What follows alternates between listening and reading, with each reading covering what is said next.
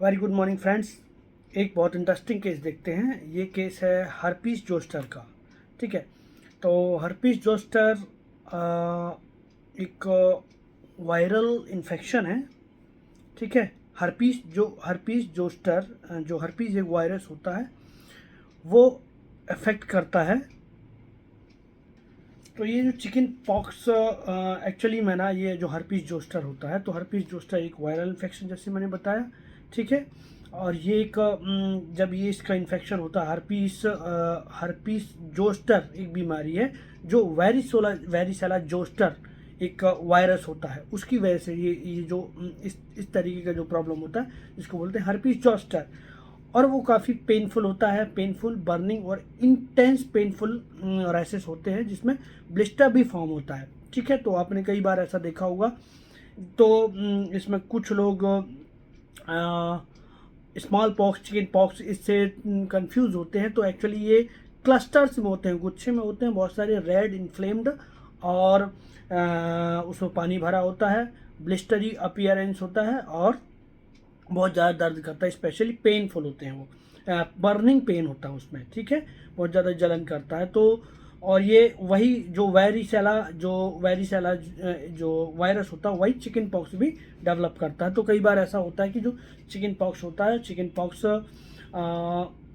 Nerves में enter कर जाता है और वही नर्व का पेन, फिर वही नर्व के ऊपर ये हर्पीस के इरप्शन भी डेवलप हो जाते हैं। कई बार ऐसा होता है, तो वो बहुत ज़्यादा पेनफुल होता है। इवन ये स्पेशली नर्व के ऊपर होते हैं, तो ये पोस्ट हर्पेटिक न्यूरालजिया भी डेवलप करते हैं। तो जो इवन रैसेस के ख़त्म हो जाने के बावजूद भी वो न्यूरालजिया बना रहता है। तो सबसे बड़ा प्रॉब्लम हर्पीज में यही देखने को मिलता है। तो मैं इस केस के साथ शेयर करता हूँ। इवन मैंने एक और केस मैंने आपको शेयर किया है हर्पीज जोस्टर का पहले भी। तो ये herpes zoster actually very difficult to treat. Allopathy में कोई ट्रीटमेंट होता नहीं ऐसा है स्पेशल।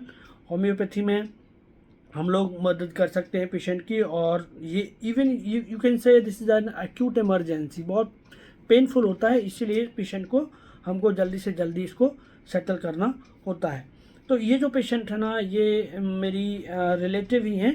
तो ये मेरे घर पे ही आ गई, बोला कि ये देखो मेरे को ऐसा ऐसा हो गया है।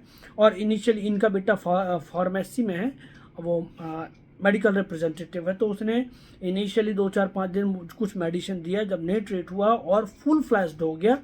तो देखा होगा आपने ये पूरा पिक्चर में, पूरा हिप से लेके पूरा थाई कवर कर लिया उसने, posterior aspect of the thigh, है ना। तो उसने जो उसमें जो तकलीफ हो रही थी उसको, पेशेंट को, तो बहुत ज़्यादा जलन हो रही थी। तो देखो आप, सबसे पहले तो उसने, आप पिक्चर में देखो आप कि वो तकलीफ में इतना ज़्यादा था कि उसने फटाक से उठा करके दिखा दिया अपना कपड़ा की देख लो कितना ज़्यादा। तो हमको यहाँ से एक चीज़ समझ में आती है कि ये पेशेंट, क्योंकि हमको ना हर्पीज को नहीं समझना है। ठीक है, हमको ये नहीं समझना कि पेशेंट क्या बीमारी लेके आया है, हमको समझना है कि उस बीमारी के साथ पेशेंट का क्या प्रेजेंटेशन है। तो देखो आप, पहले ही पेशेंट ने अपना कपड़ा उठा के दिखाया और देखो आप कहाँ तक दिखा रहा है। पेशेंट बहुत ज़्यादा डरा हुआ है। ठीक है, और जो कॉमन सिम्टम बोलेगा, पेशेंट ने बोला कि बहुत ज़्यादा जलन हो रही है, बहुत ज़्यादा दर्द हो रहा है। ठीक है, और उसमें ऐसा लग रहा है जैसे कुछ काट रहा हो, कुछ चल रहा हो। ठीक है, तो इवन एलोपैथी मेडिसिन ले भी लिया उस पेशेंट ने, लेकिन रिलीफ नहीं मिल रहा है। तो अब वो पेशेंट कह रहा है कि समझ में नहीं आ रहा है ठीक क्यों नहीं हो रहा, कहीं कुछ और बीमारी ना बन जाए।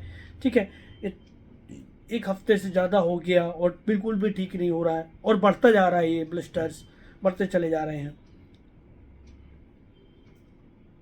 तो पेशेंट को हमको समझना होता है कि पेशेंट प्रॉब्लम के टाइम पे वो कैसे बिहेव कर रहा है, उसके दिमाग में क्या चल रहा है।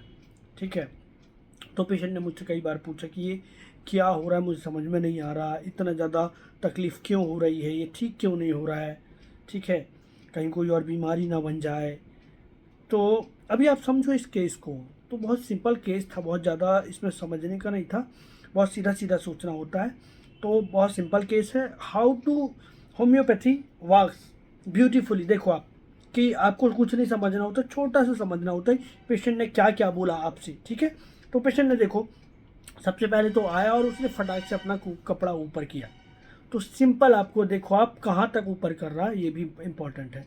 तो ये this is naked want to be, मतलब वो खुल के दिखा देना चाहता है कि डॉक्टर अच्छे से देख ले, समझ ले कि मेरे को क्या समस्या हुई है, कितनी फैली है, उसकी कितनी सीवियरिटी है, तो मुझे ढंग की दवाई मिल सकती है।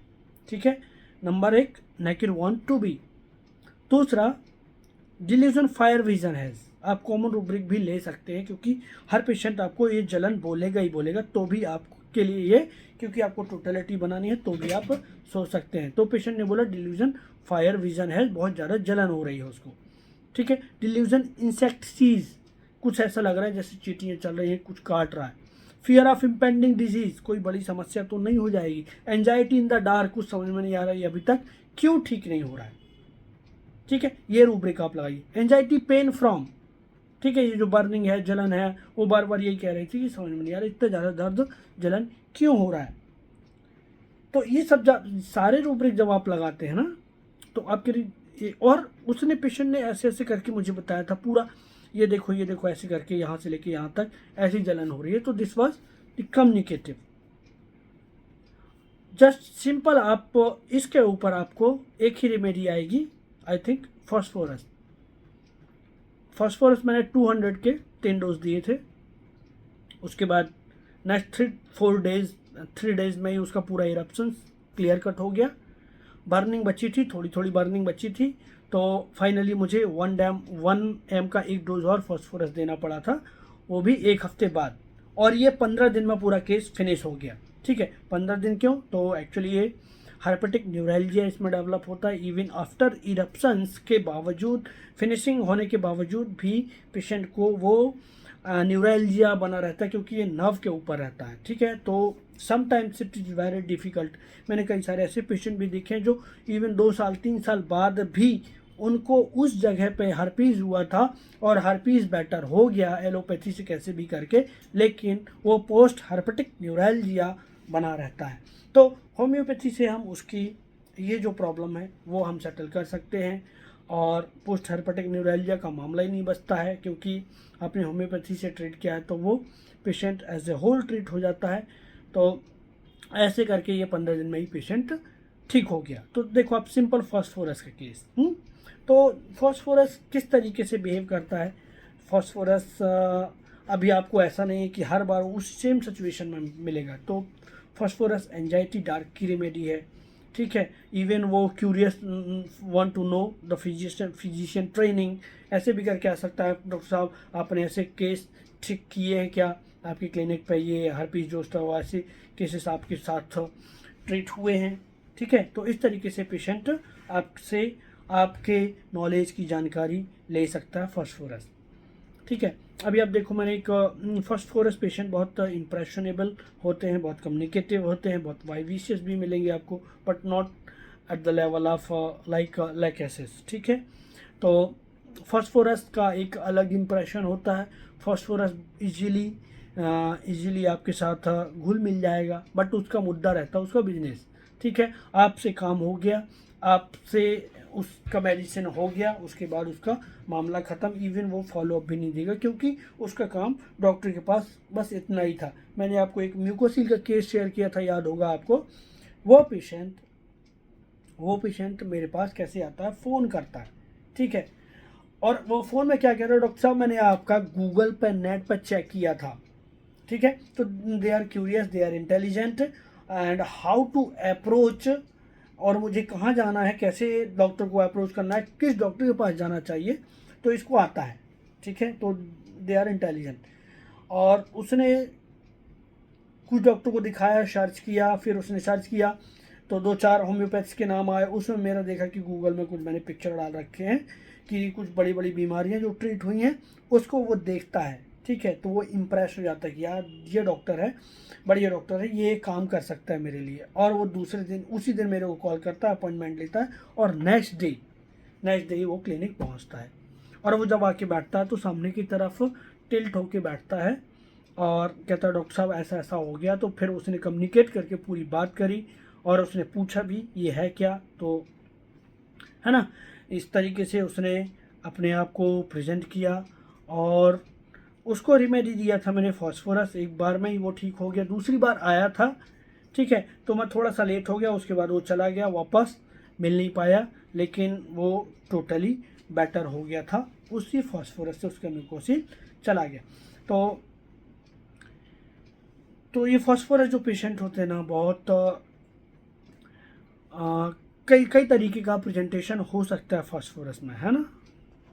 तो फास्फोरस का ना एंजाइटी देखने को मिलेगा। फिर जब वो एंजाइटी में रहता है, एंजाइटी इन द डार्क में रहता है, एंजाइटी डार्क रेमेडी है, एंजाइटी वेकिंग ऑन, और जैसे उस पेशेंट को ना किसी ने डरा दिया था, अरे डॉक्टर को दिखाओ तुम्हारे मुंह में ये म्यूकोसिल हो गया, मतलब कोई गांठ हो गई है, कोई भी समस्या बन सकती है। तो पेशेंट तो अभी उतना अनअवेयर रहता है, कि उतना ध्यान नहीं देता। लेकिन जैसे ही किसी ने कहा कि यार कुछ गड़बड़ हो सकती है तो तुमको दिखाना चाहिए, तो ये पेशेंट तुरंत डॉक्टर के पास फिर भागता है कि यार चलो दिखा दो डॉक्टर को, इम्पोर्टेंट। तो this is anxiety waking on, डर जाता है, ठीक है। और फिर आपके पास आता है, तो वो कहता है डॉक्टर साहब ये क्या समस्या है, ये ठीक तो हो जाएगी ना। तो लाइट डिजायर, फिर उसको लाइट चाहिए, इवन फॉर, फिर वो वही मैंने बताया कि आपको एंजाइटी, वो curious want to know physician training, वो कोई रुब्रिक है, वो भी आप तक पहुंच सकता है, इस तरीके से आपके बारे में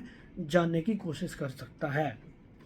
So this is little about phosphorus remedy along with the case। आप किसी भी तरीके से इस रेमेडी को किसी भी केसेस में अप्लाई कर सकते हैं, यदि आपके टोटलिटी में फास्फोरस आता है और आपने बराबर से टोटलिटी ली है तो thank you, thanks for watching, and those who are interested to learn homeopathy and especially mind method, so they can contact me. My number is 9752820258. Thank you, thanks for watching.